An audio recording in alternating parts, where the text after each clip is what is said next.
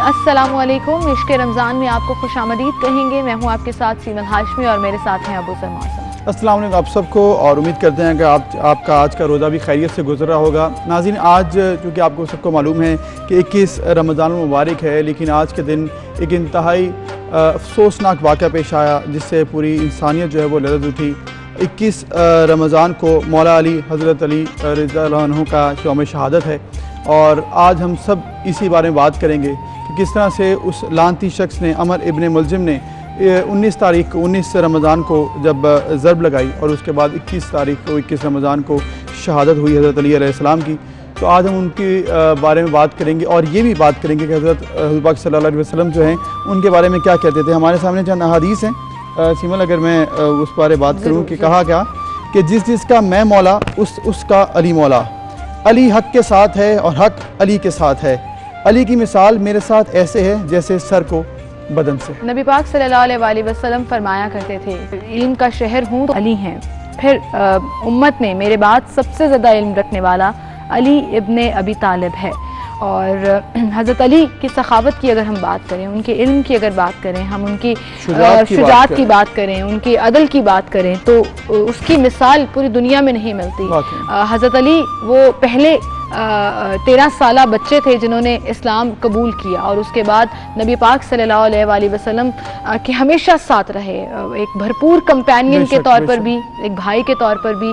और किस तरीके से उन्होंने इस्लाम की खिदमात की, चाहे वो जंगे लड़कर हों, वो गज़वात की सूरत में हो, वो इल्म और हिकमत की सूरत में हो, वो अदल की सूरत में हो, हमेशा इस्लाम का परचम बुलंद किया। हज़रत अली हज़रत फ़ातिमा के शौहर भी हैं, खातून जन्नत की खातून सरदार, और इतना बड़ा रुतबा मौला अली का कि इस बारे में कोई दो राय मौजूद नहीं है। और फिर रवायात में ये भी मिलता है कि उन्हें पहले से पता था कि उन्हें कत्ल कर दिया जाएगा, ये भी पता था कि कौन कत्ल करेगा, लेकिन कभी इस हवाले से उन्होंने कोई इकदाम नहीं उठाया।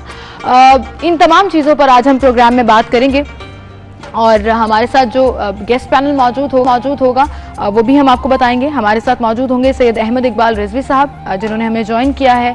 हमारे साथ अरूज नासिर साहिबा होंगी, और मुफ्ती ज़ुबैर हमें ज्वाइन इन करेंगे। बिल्कुल। तो जिस तरह से सीमन आपने जिक्र किया ना, अभी हम अहमद इकबाल तरफ जाने से पहले मैं सिर्फ आपने जिक्र किया शुजात का, जंग खैबर का, तो वो बड़ा एक ऐसा वाक़या है जिसमें एक जानिब 50 लोग वो दरवाज़ा जब नहीं हटा सके, तो हज़रत अली अलैहिस्सलाम ने जब वो दरवाज़े को पीछे धकेला, तो वो बेसिकली बहादुरी थी, वो जुर्रत थी, और वो जो इस्तकामत थी वो थी उनकी, जिसकी वजह से इस्लाम का नाम रोशन हुआ। इस्लाम को बहुत मजबूती मिली हज़रत अली अलैहिस्सलाम की वजह से, और इसके साथ जो जंगों में जो उनका किरदार रहा वो हमेशा वाकई बहुत अहम था। तो हम आज उन्हीं को याद करेंगे और जो वाक़या हुआ उस पर भी बात करेंगे। तो सबसे पहले बढ़ते हैं सैयद अहमद इकबाल रिजवी साहब की तरफ। अस्सलाम वालेकुम अहमद इकबाल रिजवी साहब, जिस तरह से आज हम बात कर रहे हैं, इंतहाई अफसोस का ये दिन भी है क्योंकि 21 रमज़ान को शहादत नसीब हुई हज़रत अली अलैहिस्सलाम को। क्या कहेंगे उस वाक़े के हवाले से? 19 तारीख को जब ज़रब लगी और उसके बाद 21 तारीख का दिन आया, इस पर आप कुछ रोशनी डालना चाहें? वालेकुम अस्सलाम रहमतुल्लाहि व बरकातुहू। बिस्मिल्लाहिर रहमानिर रहीम। सबसे पहले आप सबको और तमाम नाज़रीन को मौला अली अलैहिस्सलातु वस्सलाम की शहादत की मुनासबत से ताज़ियत पेश करता हूँ। 21 रमज़ान मुबारक यकीनन एक आलम इस्लाम के लिए एक अंदोहनाक तरीन दिन है, एक गम का दिन है। आज जानशीन रसूल अली मुर्तज़ा की शहादत का दिन है। अली वो हस्ती है कि जिसे अल्लाह ने वली बनाया था। अली वो हस्ती है कि जिसे रसूल खुदा ने गदीर खुम के मौके पर ये जुमला कहकर लोगों का वली बनाया था कि मन कुन तो मौला हो फ़हाज़ा अली उन मौला। बेशक अली वो हस्ती है कि जिसने अदल को कायम करने के लिए अपनी जान का नजराना पेश किया। मौरखीन ने लिखा वक़ुतिला फ़ी महराबिही लिशिद्दत अदले, कि अली मुर्तज़ा को इस वजह से कत्ल किया गया कि वो अदालत के ऊपर शिद्दत के साथ कारबंद थे। अली रसूल खुदा सल्लल्लाहु अलैहि वसल्लम की तस्वीर थे, रसूल खुदा का अक्स थे। सीरत में, ज़ाहिर में, बातिन में रसूल खुदा सल्लल्लाहु अलैहि वसल्लम का नफ्स थे। लिहाजा आज के दिन जो सानहा रुनुमा हुआ है तारीख़ इंसानियत में, और मैं यूँ कहूँ कि तारीख़ इंसानियत की सबसे बड़ी दहशतगर्दी आज के दिन रूनुमा हुई है। और मस्जिद खुदा के अंदर, खाने खुदा के अंदर 19 रमज़ान मुबारक को ये इब्ने मुलजिम मुरादी जो एक खारजी था और जंग नहरवान से भागा हुआ था, अपने आप को बहुत बड़ा मुसलमान कहता था, बज़ाहिर कलमा गो था, कुरान भी पढ़ता था, रोज़ा भी रखता था, नमाज भी पढ़ता था और अपने आप को बहुत बड़ा मुसलमान समझता था। ये खारजी वो लोग थे कि जो तकफीरी सोच रखते थे, अपने अलावा किसी को मुसलमान नहीं समझते थे। सही। अफसोस के साथ इस तरह के गुरोह ने मौला अमीरुल मोमिनीन अलैहिस्सलातु वस्सलाम को उस वक्त में कि जब मौला अली अलैहिस्सलाम खलीफतुर रसूल हैं, खलीफतुल मुस्लिमीन हैं और मसनद खिलाफत के ऊपर बैठे हुए हैं, तमाम तर रसूल खुदा सल्लल्लाहु अलैहि वसल्लम की अहादीस को पसे पुश्त डालते हुए और कुरान की आयात को पसे पुश्त डालते हुए जो अमीरुल मोमिनीन अलैहिस्सलातु वस्सलाम की फ़जीलत में आयात नाजिल हुई हैं, उन सब को पसे पुश्त डालते हुए मौला अली अलैहिस्सलातु वस्सलाम पर तोहमत लगाई कि नाउज़ुबिल्लाह, चूँकि इन्होंने हकमियत को कबूल किया है इसलिए अली नाउज़ुबिल्लाह काफिर हो गए। यानी आप सोचे कि न सिर्फ आम मुसलमानों की इन्होंने तकफीर की है, बल्कि अली जैसा दामाद रसूल और इमामुल मुत्तकीन और वली खुदा, उनकी भी इन्होंने तकफीर की और उस तकफीर के नतीजे में इन्होंने टारगेट बनाया कि मौला अली अलैहिस्सलातु वस्सलाम को हमने कत्ल करना है। 19 रमज़ानुल मुबारक शब क़द्र की रात है, लैलतुल क़द्र है और माह मुबारक रमज़ान के अय्याम हैं, माह मुबारक रमज़ान की शब है। आप सोचें कि किस कदर फजीलत की रातें हैं, किस कदर कीमती रातें हैं। उन रातों में 19 रमज़ान मुबारक और जुमे का दिन है, यानी शब जुमा है, जिस रात को इब्ने मुलजिम मुरादी ने मौला अली अलैहिस्सलातु वस्सलाम पर तलवार का वार किया है। हम देखते हैं कि इस शब जुमा जो बहुत ज़्यादा फजीलत की हामिल है, वहाँ पर इब्ने मुलजिम मुरादी अपने साथियों के साथ मौला अली अलैहिस्सलातु वस्सलाम पर हमला करता है और एक ऐसी तलवार कि जिसके बारे में उसने कहा कि वल्लाह, मैंने 1000 दिरहम में इस तलवार को ख़रीदा और 1000 दिरहम में इस तलवार को जहर से बुझाया। अगर ये तलवार मुझसे ख़यानत करे और अली को कत्ल न करे तो फिर मुझ पर तुफ है। और ये हमला होता है। मौला अली अलैहिस्सलातु वस्सलाम नाफिले नमाज फ़ज्र पढ़ रहे हैं, पहली रकत का पहला सजदा है और ये मलऊन हमला करता है। बस मेरे मौला अली अलैहिस्सलातु वस्सलाम जब ये ज़रब खाते हैं तो मेरे मौला ने चीखा नहीं, पुकारा नहीं किसी को, कर्ब का इजहार नहीं किया, बल्कि मेरे मौला के जो जुमले हैं तारीख़ ने उसे सब्त किया है कि बिस्मिल्लाह व बिल्लाह व अला मिल्लत रसूलिल्लाह, अल्लाह के नाम से, अल्लाह की मदद से और मोहम्मद रसूलुल्लाह के दीन पर मैं ये शहादत पेश कर रहा हूँ। फुस्त व रब्बिल काबा, आज अली कामयाब हो गया। बेशक बेशक अली की शहादत अली की कामयाबी है। क्यों? इसलिए कि अली ने सारी ज़िंदगी अल्लाह की इताअत की, बेशक रसूलुल्लाह की इताअत की, दीन के कलमे को बुलंद किया, दीन के परचम को बुलंद किया। बेशक अली अलमदार रसूल हैं, अलमदार लश्कर रसूल हैं। अली वो हस्ती हैं कि जो सौतुल अदालतुल इंसानिया हैं, यानी अदालत की आवाज़ है पूरी तारीख़ इंसानियत के अंदर। लिहाजा अली उस अदालत के ऊपर कारबंद रहते हुए जब शहादत पेश करते हैं तो कहते हैं कि वल्लाह, आज मैं कामयाब हो गया कि मैंने जुल्म के साथ हुकूमत नहीं की है, मेरी हुकूमत अदालत पर मुश्तमिल थी। लिहाजा मौला अली अलैहिस्सलातु वस्सलाम की जब शहादत होती है तो उस वक्त में नमाज फ़ज्र का टाइम होता है। इमाम हसन मुज्तबा अलैहिस्सलातु वस्सलाम को फरमाते हैं कि मेरा बेटा हसन, नमाज जमात में ताख़ीर नहीं होनी चाहिए, आप नमाज जमात पढ़ाएं, मैं दीवार का सहारा लेकर नमाज जमात फ़ज्र के साथ पढ़ूँगा। बेटे ने आगे बढ़कर नमाज जमात पढ़ाई और मौला अली अलैहिस्सलातु वस्सलाम ने उसी आलम में, उसी शिद्दत ज़ख्म के आलम में और कर्ब के आलम में नमाज फ़ज्र अपने बेटे के पीछे पढ़ी है। और उसके बाद अमीरुल मोमिनीन अलैहिस्सलातु वस्सलाम को एक कालीन के अंदर लिटाकर घर की तरफ लेकर चले। इमाम हसन मुश्तबा उस वक्त में गिरिया करना शुरू करते हैं, रोना शुरू करते हैं। पाँव के पास, कदम मुबारक के पास मौला अली के इमाम हुसैन अलैहिस्सलातु वस्सलाम गिरिया करते हैं।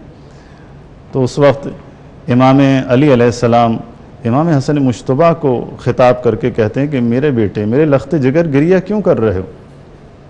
कहा बाबा आप इस दुनिया से जा रहे हैं, मैं गिरिया क्यों ना करूं?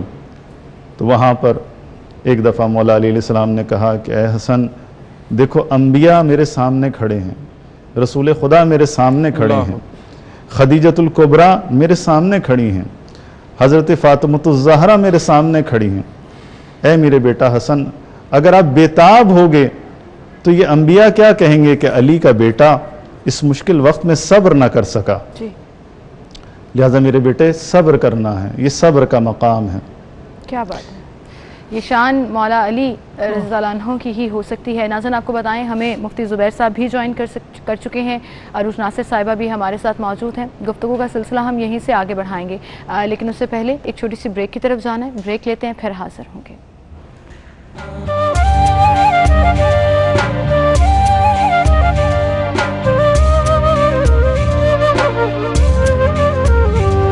Welcome back. गुफ्तगू का सिलसिला हम आगे बढ़ाएंगे। मौला अली रज़ियल्लाहु अन्हु के हवाले से आज बात कर रहे हैं हम। उनकी शहादत का दिन भी है और फिर उनकी शुजात, उनके इल्म, उनकी अदल, उनकी सखावत के बारे में ज़िक्र ना हो तो वो महफिल मुकम्मल नहीं होती, वो गुफ्तगू मुकम्मल नहीं होती। इसी हवाले से हम बात करेंगे। अरून नासिर साहिबा, आपकी तरफ में आना चाहूँगी।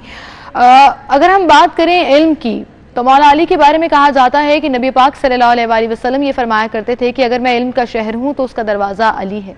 और हज़रत अली रज़ियल्लाहु अन्हु की इतने अक़वाल ज़री, इतने अक़वाल ऐसे हैं कि हम आज भी अपनी ज़िंदगी में उसको रिलेट करें तो बहुत कुछ सीखने को मिलता है। हर रिश्ते के बारे में, चाहे माँ बाप के बारे में हो, दोस्तों के बारे में हो, अजनबियों के बारे में हो, मतलब ज़िंदगी की कोई भी परेशानी, कोई भी डायरेक्शन आप देख लीजिए और उसमें हज़रत अली का कॉल आपकी रहनुमाई के लिए मौजूद होगा। इतना इल्म वो रखते थे। इस हवाले से हम बात करेंगे, कुछ बताइएगा इस पर आप भी। बिस्मिल्लाहिर्रहमानिर्रहीम। इससे पहले कि आगाज़ गुफ्तगू करूँ, अज़्ज़मल्लाह अजूरना अजूरकुम, अल्लाहुम्मा ला नक़तल अमीरुल मोमिनीन, इन्ना लिल्लाहि व इन्ना इलैहि राजिऊन। उठा वो दस्ते से नूर के उजाले पर, पड़ी वो ज़र्ब जफ़ादीन के हवाले पर।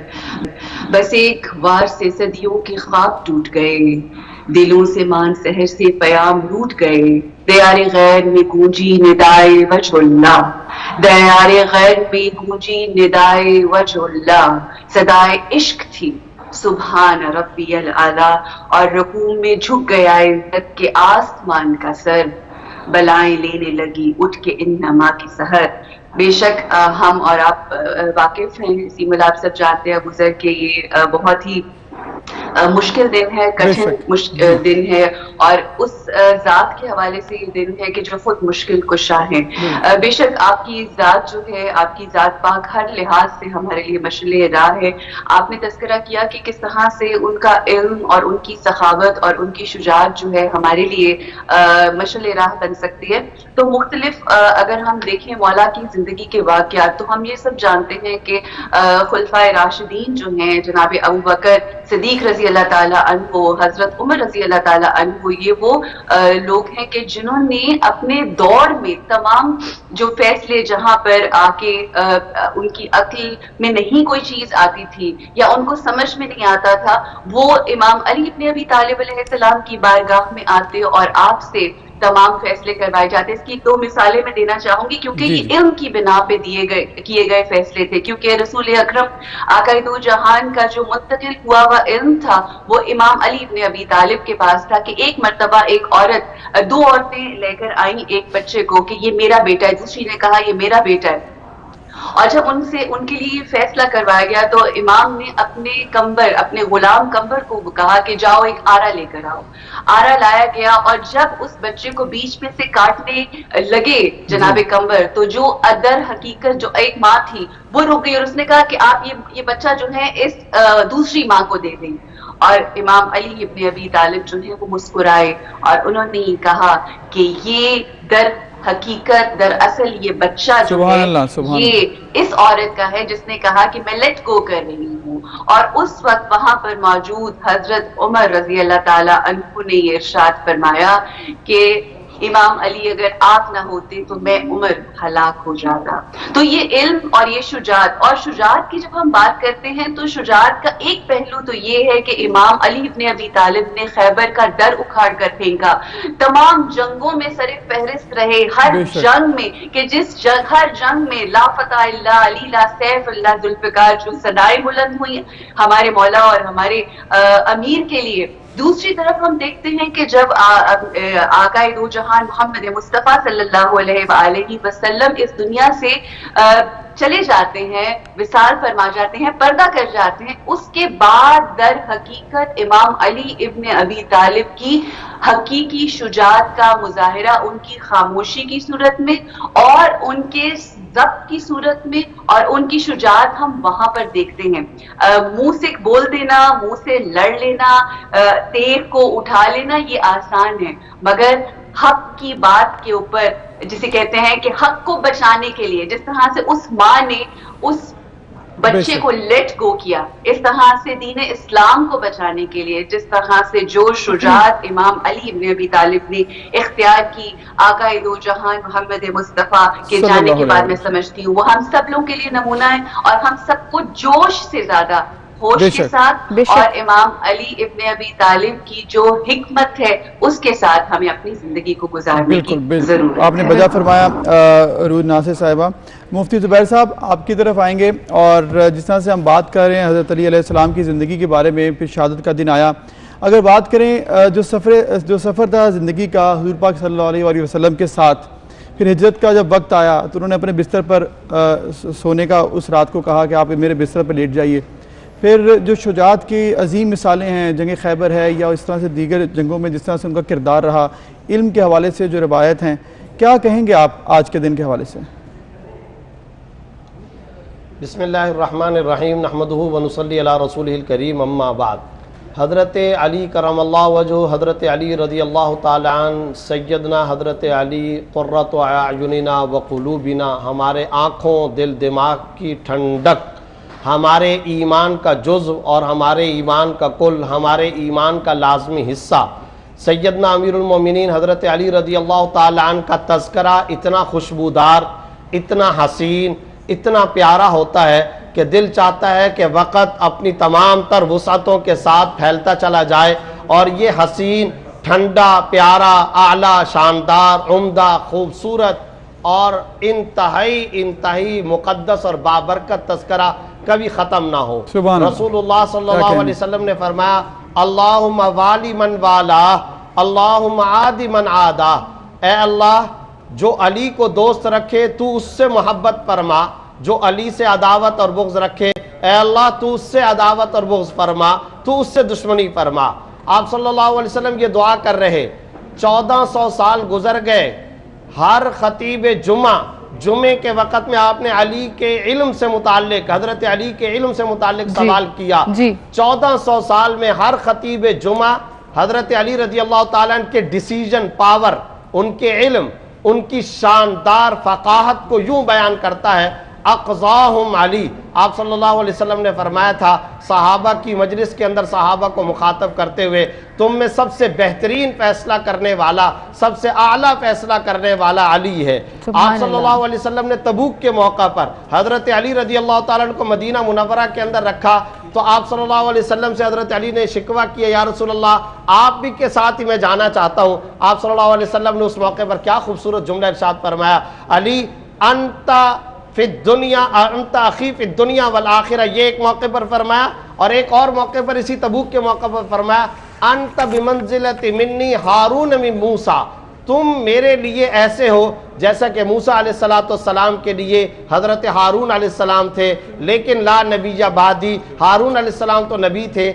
मेरे बाद कोई पैगंबर, रसूल और नबी नहीं हो सकता। जामियत, तकवा, इल्म, फजल, हमागिरी की शख्सियत। फिर आपने शुजात का कहा, मैं शुजात की गवाही क्या दूंगा, आप शुजात की क्या गवाही देंगे? बेशक, बेशक। खैबर का मौका, आप सल्लल्लाहु अलैहि वसल्लम की ज़ुबान नबूवत, सच्ची ज़ुबान नबूवत से ये ऐलान सहाबा के मजमे के अंदर हो रहा है। क्या बुखारी के अंदर और दीगर कुतुब अहादीस के अंदर आ रहा है, लअतियन्ना राया गायत गदन, मैं जरूर बिजरूर ये झंडा और अलम दूंगा कल के दिन उसको, युहिब्बुल्लाह व रसूला, जो अल्लाह और उसके रसूल से मोहब्बत करता है, वह युहिब्बुहुल्लाहु व रसूलु, और अल्लाह और रसूल भी उससे मोहब्बत करते हैं। ये आप सल्लल्लाहु अलैहि वसल्लम हज़रत अली के लिए फरमा रहे। फिर देखिए एक बड़ा अहम नुक्ता इल्मी जी, हम सब के सब मेहनत किस चीज के लिए करते हैं? जन्नत। आप तस्करा क्यों कर रही है? जन्नत मिल जाए। जिहाद, तबलीग, नमाज, रोजा, ज़कात, उम्रा, तरावी, इबादत, जिक्र, तिलावत, किस लिए? सिर्फ और सिर्फ जन्नत के लिए, ताकि हमें जन्नत मिल जाए ना। अब आप देखिए जन्नत की ऑनरशिप और जन्नत का लाजिम मलजूम होना आप सल्लल्लाहु अलैहि वसल्लम किसके लिए बयान कर रहे हैं? खानवादे अली। चुनाचे हजरत अली को फरमाया, जन्नत की खुशखबरी दी, जन्नत के महल का बताया। हजरत अली की अहलिया, नबी की साहिबजादी, आज तक खतीब जुम्मा ये नबवी जुमला जिक्र करता है, फातिमा सय्यदतु निसाई अहलिल जन्ना, खवातीन की जन्नत की तमाम औरतों की सरदारी हजरत फातिमा के पास, जन्नत के तमाम बूढ़ों की सरदारी हजरत हसन रजी अल्लाह ताला के पास, और हजरत हुसैन के पास जन्नती जवानों की सरदारी। गोया औलाद भी जन्नत की सरदारी के मकाम पर, खुद हजरत अली भी जन्नत का मकाम है बुलंद। और आप सल्लल्लाहु अलैहि वसल्लम ने उनको क्या फरमाया? अंत अखी फी दुनिया वल आखिरा, अली तुम दुनिया और आखिरत यानी जन्नत में भी मेरे भाई। और फिर हजरत हसनैन के बारे में, अल हसन वल हुसैन सय्यदा शबाबी आलिल जन्ना।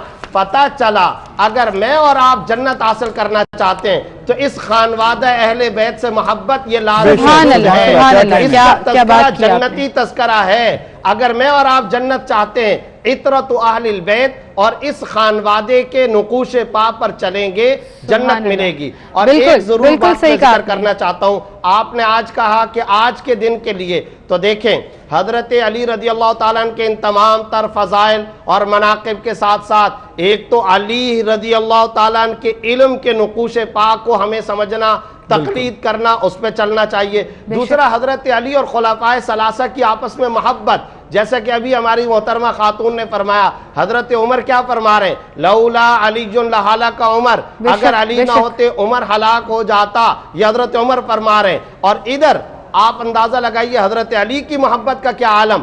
औलाद होती है, अपने बच्चों का नाम अबू बकर, उमर और उस्मान रखते हैं। फिर हजरत अली हजरत उस्मान के बारे में क्या फरमाते हैं? हजरत अली हजरत उस्मान के बारे में फरमाते हैं ये गैर मुअज्जब और ये जन्नती शख्स है। फिर फरमाते हैं ये साबिकुल खैरात है, फरमाते हैं कि ये बिल्कुल। मुफ्ती जुबैर साहब क्या कहने ने, ये शान सिर्फ मौला अली, हजरत अली। Welcome back. और जैसे कि ब्रेक पर जाने से पहले हमने आपको बताया कि हमारे साथ प्रोफेसर डॉक्टर ज़ुबैर अकरम साहब होंगे, कार्डियोलॉजिस्ट हैं, head of cardiology department Jinnah hospital हैं, तो हम उनको खुशामदीद कहते हैं। अस्सलाम वालेकुम डॉक्टर साहब। अस्सलाम वालेकुम। बहुत शुक्रिया डॉक्टर साहब ज्वाइन इन करने के लिए। और आज का हमारा टॉपिक भी दिल और दिल से रिलेटेड बीमारियों के हवाले से है। सबसे पहले तो ये सवाल डॉक्टर साहब, जो अभी हम इंट्रो में भी बात कर रहे थे कि एक तासुर होता था कि 40 से ऊपर 50 से ऊपर की एज में जाकर कहीं दिल की बीमारी लगेगी, लेकिन अब तो ये तासुर बिल्कुल यकसर मुस्तरद हो गया कि नौजवानों में भी दिल की बीमारियां बहुत तेजी से सामने आ रही हैं। क्या वजह समझते हैं आप इसकी?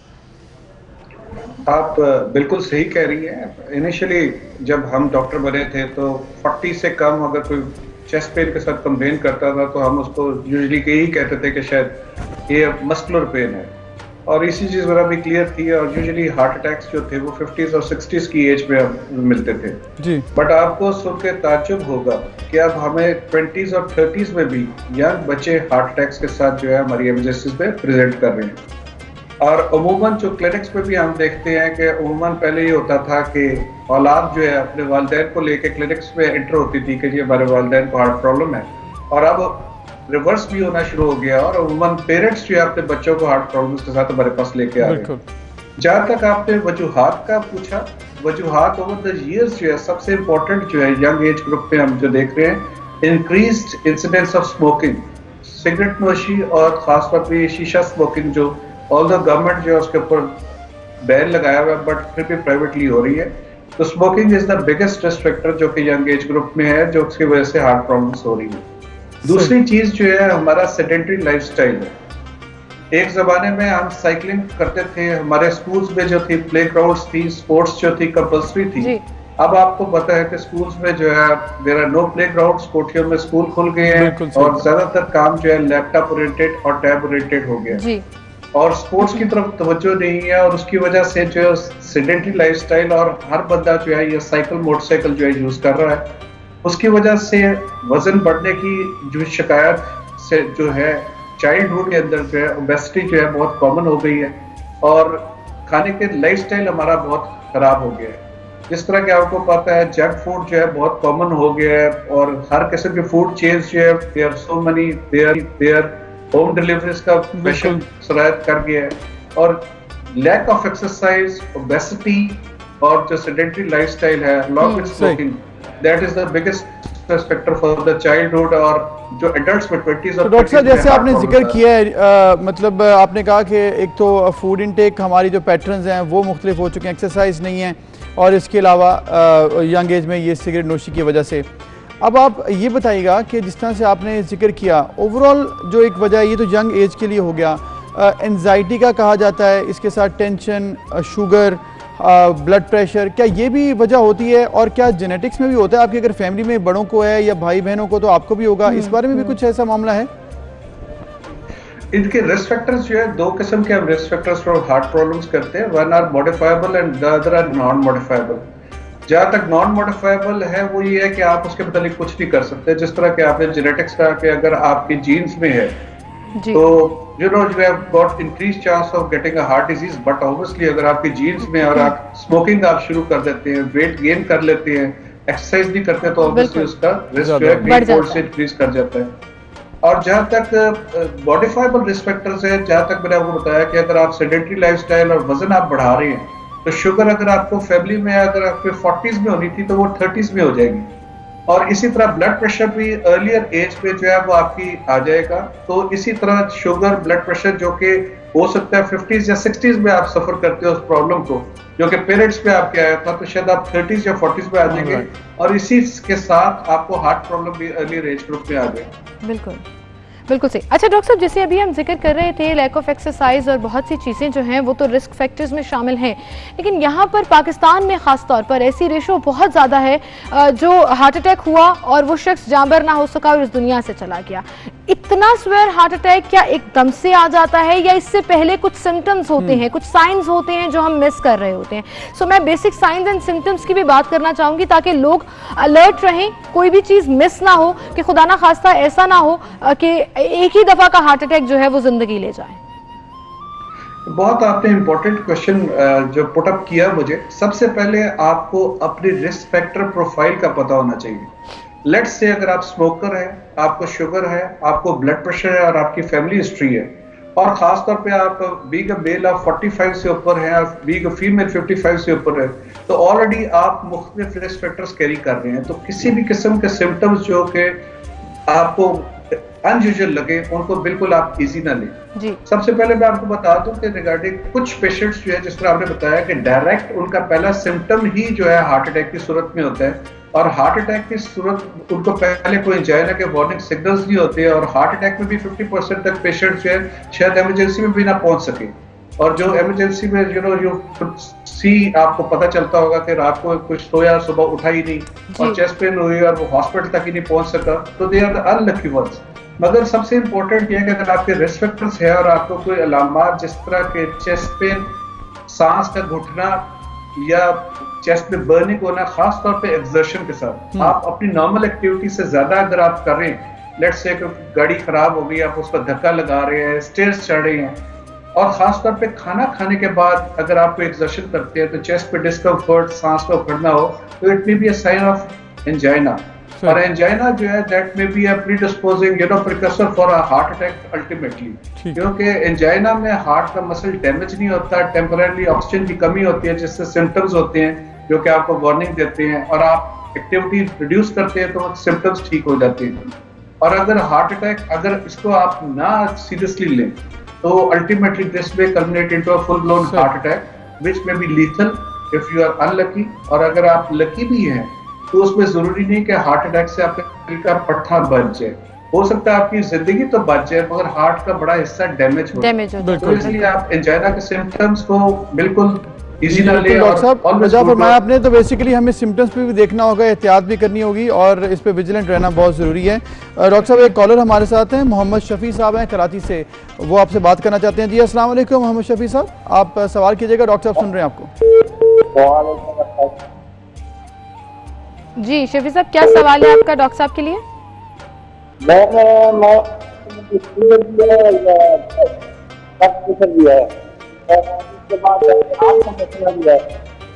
आजकल शुगर मेरी बहुत ज्यादा प्रॉब्लम है और जरा दिन बहुत हो रहा है, तो ये आपका देखा है तो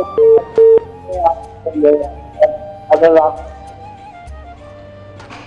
अच्छा सवाल जो है मुझे तो आई डोंट नो, मुझे तो क्लियर नहीं आया। अगर प्रोडक्शन टीम में अगर किसी को सवाल समझ आया तो बता दें, नहीं तो हम आगे कंटिन्यू करें।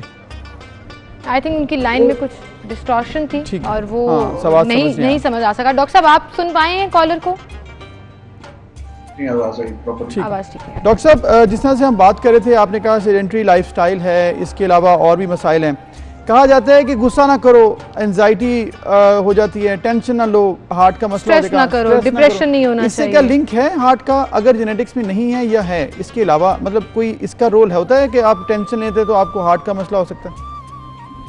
Obviously stress जो है उससे this is indirectly linked to heart problems, और obviously especially अगर आपको बाकी रिस्क फैक्टर्स भी आप कैरी कर रहे हैं तो सिंपैथेटिक डिस्चार्ज आपका ज्यादा है। जो पेशेंट्स जो इंडिविजुअल्स जो है स्ट्रेस लेते हैं उनमें ब्लड प्रेशर का इंसिडेंस ज्यादा है। और अगर heart problem pre existing carry कर रहे हैं और सडन इमोशन सडन स्ट्रेस जो है उससे हम एक टर्म यूज करते हैं, उसको हम कहते हैं ब्लैक फिशरिंग, कि एकदम अगर आप प्री एग्जिस्टिंग अगर हार्ट प्रॉब्लम के अंदर है भी तो एकदम it may culminate into heart attack because एकदम क्लॉट आ सकता है दिल की नालियों में। सो स्ट्रेस जो है इनडायरेक्टली तो उसमें बहुत सी चीजों में इफेक्ट करते हैं, जिसमें सबसे इंपॉर्टेंट ब्लड प्रेशर है। So it can obviously be a aggravating factor for pre-existing heart disease, obviously, or it may cause hypertension, especially. बिल्कुल सही। हमारे साथ एक और कॉलर मौजूद हैं, लाहौर से हैं, मोहम्मद इकबाल, उन्हें हम शामिल करेंगे। अस्सलाम वालेकुम जी। जी वालेकुम सलाम। जी इकबाल साहब, डॉक्टर साहब आपको सुन रहे हैं, सवाल पूछिएगा। जी मैम, मुझे ब्लड प्रेशर और शुगर दोनों प्रॉब्लम है कोई 5-6 साल से। अच्छा। तो मुझे ये पहली दफा इस तरह की प्रॉब्लम हुई नहीं है। मेरे पूरी छाती में जो है ना वो पेन शुरू हो रही है, 4-5 दफा ये 2 महीनों में हो चुका है। और मैंने गुलाब देवी से फिर वो चेक करवाया और मुझे वो हार्ट का कोई मसला नहीं आया, लेकिन ये मुझे आपको परेशान कर रहा है। बिल्कुल अपनी एज भी बता दीजिएगा इकबाल साहब। एज बताइए प्लीज। एज क्या है आपकी इकबाल साहब? हेलो इकबाल साहब की एज क्या है? सर मैं कह रहा हूँ 55 है। 55 है। ठीक है आप प्रोग्राम देखिए। डॉक्टर साहब जी डॉक्टर साहब। इकबाल साहब, जिस तरह के मैंने कहा कि 45 के बाद मेल्स में वैसे ही एक रिस्क फैक्टर बन जाता है फॉर हार्ट प्रॉब्लम्स, और उसमें आपको 5-6 साल से शुगर और ब्लड प्रेशर भी है, तो चेस्ट पेन को बिल्कुल आप इग्नोर न करें। चेस्ट पेन दो तरह से हो सकती है। एक तो यह है कि आपको चेस्ट पेन चलने फिरने के साथ हो रही है, स्पेशली अगर आप खाना खाने के बाद, तो obviously definitely it may B angina. मगर कई दफा एक एंजाइना की टर्म होती है जिसको हम अनस्टेबल एंजाइना यूज करते हैं, जो कि बैठे बैठाए भी होती है। सही। तो अगर कोई भी चेस्ट पेन जो कि आपकी 10 मिनट से ज्यादा हो, और स्पेशली अगर आप बैठे बैठे हो जाए, तो उसके मुतालिक ऑलवेज गेट वरीड, या खासतौर पे अगर आप एक्सर्शन के साथ हो जी और आप रेस्ट करते हैं तो ठीक हो जाए। सबसे इंपॉर्टेंट बात यह है, जिस तरह आपने बताया कि गुलाब देवी हॉस्पिटल वाले ने आपको क्लियर कर दिया, बहुत से हमारे पेशेंट्स आते हैं जो आके हमें कहते हैं जी हमें क्लियर कर दिया just on the basis of an ECG. जी जी बिल्कुल। तो मैं आपको ये बता दूं कि ईसीजी सिर्फ हार्ट अटैक में खराब होती है। 90% ऑफ हार्ट पेशेंट जिनको एंजाइना की तकलीफ हो उनमें ईसीजी नॉर्मल होती है जी।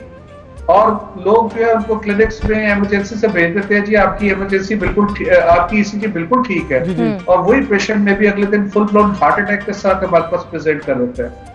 तो एंजाइना मोस्टली एक क्लिनिकल डायग्नोसिस है, उसका ईसीजी के साथ कोई ताल्लुक नहीं। फिर कुछ लोग हमारे पास एको की ले आते हैं जी, एको की आपने रिपोर्ट कराई वो भी ठीक है जी। सो मोस्ट प्रोबेबली आप हार्ट प्रॉब्लम से ही सफर कर रहे हैं तो आप किसी कार्डियोलॉजिस्ट को दिखाइए, कार्डियोलॉजिस्ट को दिखाइए। ताकि वो आपको बताए कि आपको एंजियोग्राफी की जरूरत है या कोई और टेस्ट आपको एडवाइस करेगा। बिल्कुल सही। डॉक्टर साहब आप हमारे साथ ही मौजूद रहिएगा, हम प्रोग्राम से सेगमेंट्स और सेक्शंस जो हैं वो शामिल करते हैं। सो अभी वक्त हुआ है एक ऐसी फैमिली को आपसे मिलवाने का जो आपकी इमदाद और आपकी मदद की मुंतज़िर है। बिल्कुल, उनको इंसाफ नहीं मिल रहा और हम चाहते हैं कि आप अगर उनको देख रहे हैं और अगर आप देखकर कोई उनकी मदद कर सकें तो ज़रूर कीजिएगा। इस फैमिली के हवाले से ये पैकेज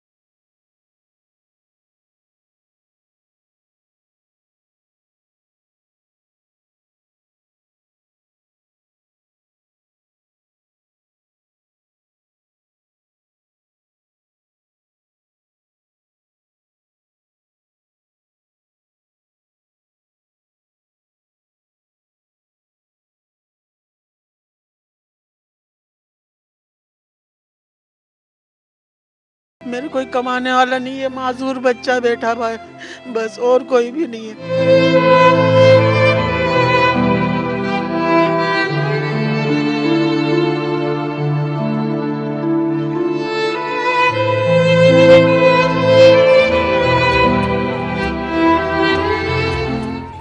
कराची के इलाके से आपने ये पैकेज मुलाहिजा किया जहाँ पर एक माँ अपने बच्चों से मिलने के लिए परेशान है, वहीं पर घर में 2 वक्त की रोटी पूरी करना भी मुश्किल हो गया। तो जो लोग इनकी मदद कर सकते हैं प्लीज़ आप उनसे कांटेक्ट कीजिए, स्क्रीन पर नंबर भी फ्लैश हो रहा है, आप रब्ता कीजिए, आपको फैमिली के साथ थ्रू कराया जाएगा और फिर आप उन तक अपनी इमदाद पहुँचा सकेंगे। और जैसे कि आज हमारे साथ 21 रमज़ान के हवाले से यौम शहादत हज़रत अली अलैहिस्सलाम है, तो हमारे साथ ज़हीर अहमद और उनके बरादरान मौजूद थे। तो अब चूँकि इन्होंने बड़ा ज़बरदस्त कलाम पढ़ा है और तो हम इनके लिए छोटे से गिफ्ट हैं करशी की तरफ से, जामे शरी की जानिब से, करशी जामे शरी की तरफ से आपके लिए गिफ्ट हैं और आपका बहुत शुक्रिया।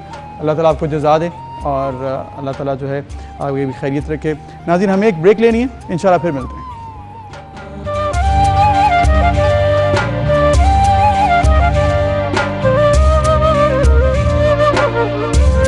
Welcome back. एक बार फिर से आपको खुशामदीद कहेंगे और अब हमने चलना है किचन की तरफ ताकि आज देख सकें इफ्तार में हम क्या बना रहे हैं। लेकिन उससे पहले हाथ धोना बहुत ज़रूरी है और हाथ धोने के लिए आपके पास होना चाहिए एक अच्छा सोप और मेरे पास है, मैं इशारा भी कर रही हूँ, डिटॉल सोप।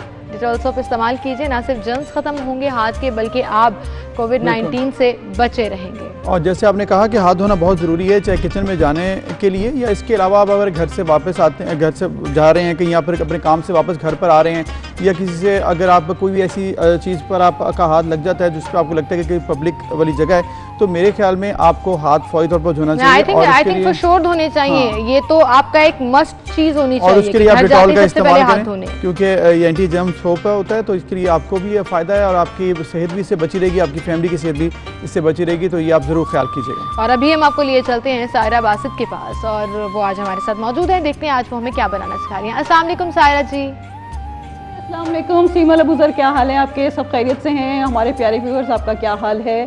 आज हज़रत अली करमल्लाह वजहो की शहादत का दिन है और आज एक ऐसा दिन है जिसमें तमाम मुसलमान सोग में हैं और हमें सिर्फ सोग नहीं मनाना चाहिए बल्कि आज के दिन में उनकी तालीमात पे अमल करते हुए उनके ऊपर जितने भी उन्होंने ज़िंदगी में तकलीफ़ें देखी, परेशानियाँ देखी और फिर वो साबित कदम रहे, हमने उसका ध्यान रखना है, ना कि हमने सिर्फ अपने सोग के ऊपर ध्यान करना है। तो हमें बहुत ज़्यादा उनकी तालीमात पे अमल करना चाहिए और उसके साथ हमें अपनी ज़िंदगी गुजारनी चाहिए। तो आज की हमारी जो रेसिपी है वो बहुत ही ज़बरदस्त है, चिकन शीश कबाब। तो उसके लिए जो हमें चीज़ें चाहिए वो हमारे पास है चिकन, तो इसको हमने क्यूब्स में कटा हुआ है और इस तरह करके ये कटे हुए हैं और इसको हम मैरिनेट करेंगे। बड़ी इसकी सिंपल सी मैरिनेशन है। अब हम इसकी मैरिनेशन करेंगे, उसके लिए हम एक बोल ले लेंगे और इसमें हम डालेंगे चिकन जो कि क्यूब्स में कटा हुआ है और साथ में इसकी मैरिनेशन शुरू हो जाएगी। अदरक 1 टीस्पून, लहसुन 1 टीस्पून, कुटी हुई हरी मिर्चें तकरीबन मैं इसमें 2 टीस्पून डालूंगी और साथ में इसमें नमक जाएगा पूरा 1 टीस्पून भर के और कुटी हुई लाल मिर्चें। शीश कबाब ज़रा से स्पाइसी मज़े के लगते हैं और ज़ीरा, सूखा धनिया जो कि मैंने भून के कूट लिया था, ये इकट्ठा है मेरे पास। आधा चम्मच हल्दी का और आधा ही चम्मच लाल मिर्चों का, ठीक है जी। साथ में इसमें जाएगा दही जो कि मैंने हाफ कप इधर रखा हुआ है और इसमें एक बहुत ही इंपॉर्टेंट इंग्रेडिएंट है, वो है लेमन जूस, ठीक है जी। ये हमारी बेसिक मैरिनेशन हो गई है। अब हम क्या करेंगे कि आपके पास घर में टाइम होगा तो आपने तकरीबन 1 घंटा इसको दे देना है। माशाल्लाह बड़ी अच्छी मैरिनेशन हो गई है। अच्छा जी, इसके साथ हमारे वेजिटेबल्स पड़े हुए हैं। टमाटर है चकोर कटा हुआ, जैसा चिकन कटा हुआ है वैसे ही टमाटर है, वैसे ही प्याज है और साथ में मेरे पास इधर गाजरें हैं। तो मैं क्या करूंगी, चिकन, टमाटर, शिमला मिर्च, फिर चिकन, फिर टमाटर और फिर चिकन लगा लें। आपकी मर्जी है, आप बेशक चिकन के साथ इतनी सब्जियां ना लगाएं क्योंकि बच्चों को नहीं पसंद आती, लेकिन ये कि हेल्दी बहुत होता है तो हम कोशिश करें कि सब्जियां हों, ठीक है जी। ये हमारा एक तैयार हो गया है। इसी तरह हम सारे तैयार करते जाएंगे। जी अब हमारी स्टिक्स जबरदस्त, तैयार बड़ा हो गई हैं colourful भी है। माशाल्लाह से, देखें कितनी कलरफुल हैं।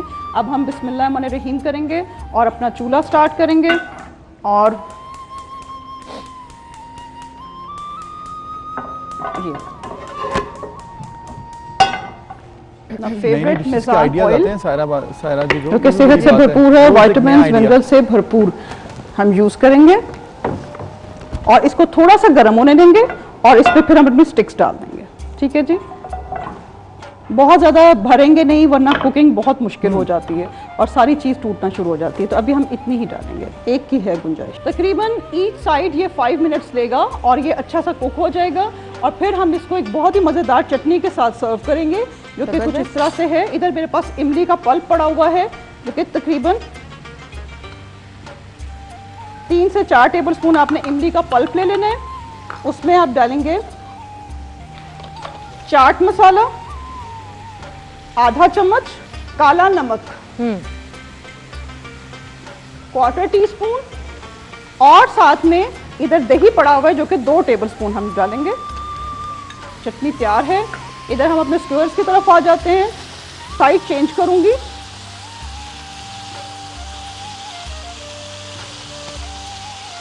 और मैं अब इसको तकरीबन 5 मिनट के लिए कवर कर दूंगी। जब तक हमारे ये शीश कबाब तैयार हो रहे हैं हम अपने जूस की तरफ चलते हैं जो कि आज बहुत ही मज़े का जूस है। इसको हम कहते हैं फालसे का जूस। तो इधर मैंने फालसे का जूस निकाल के रखा हुआ है। ये 1 कप है। काला नमक जाएगा आधा टीस्पून और मेरे पास पानी है, आप वाइट ड्रिंक भी यूज़ कर सकते हैं। वाइट ड्रिंक का भी बहुत मज़े का लगता है। और मीठे के तौर पे इसमें मैं 2 टेबलस्पून ब्राउन शुगर डालूंगी।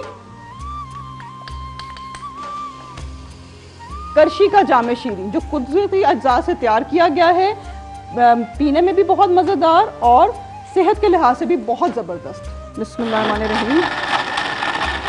तो इधर हमारा ड्रिंक बिल्कुल रेडी है माशाल्लाह से, बहुत ही खूबसूरत अल्हम्दुलिल्लाह डिश रेडी है और साथ में फालसे का जूस भी।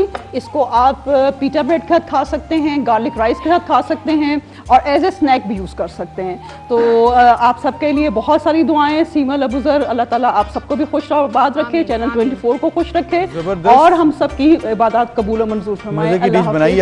आमीन। सायरा जी इतनी प्यारी दुआएं भी दी आपने, इतनी अच्छी डिश भी बनाई। Thank you so much for being with us. और आप मत भूलिएगा मेज़ान कुकिंग ऑयल का इस्तेमाल, क्योंकि हेल्दी कुकिंग ऑयल एक हेल्दी बॉडी की ज़मानत होता है। और मेज़ान कुकिंग ऑयल में कोई केमिकल्स इस्तेमाल नहीं किए जाते, कुदरती अज़ा से तैयार करदा ये ऑयल। और जैसे कि आज हमने बात भी की कि दिल की बीमारियों से बचना है तो फिर कोलेस्ट्रॉल फ्री ऑयल यूज़ कीजिए। तो मेज़ान जो है वो भी कोलेस्ट्रॉल फ्री है, तो उसका यूज़ जो है वो आपके लिए और आपकी फैमिली के लिए बहुत अच्छा होगा। बिल्कुल सही। इसी के साथ आपसे इजाज़त चाहेंगे। इंशाल्लाह कल सेम टाइम पर फिर से मुलाकात होगी। आप सब अपना बहुत सा ख्याल रखिएगा।